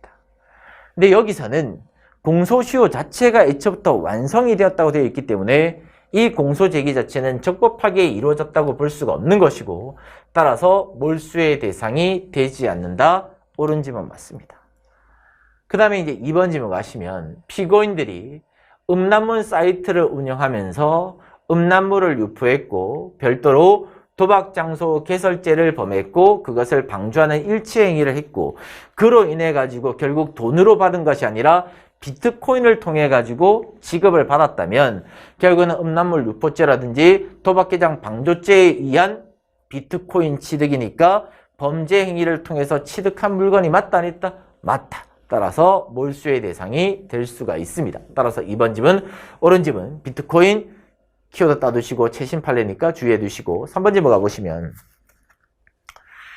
수입 신고를 함에 있어서 포인트가 되는 부분은 허위 신고의 대상물 자체가 몰수의 대상이 될 수 있는가? 자, 3번 지문이 틀린 지문으로서 정답인데 이거 좀 질문을 많이 하시는 지문인데 한번 보겠습니다. 갑이라는 사람이 일본에서 일제 이륜차 하나를 수입을 했습니다. 이륜차라는 말은 쉽게 말해서 오토바이라고 생각하시면 돼요. 그럼 수입을 했을 때는 간세 신고를 해야 되겠죠.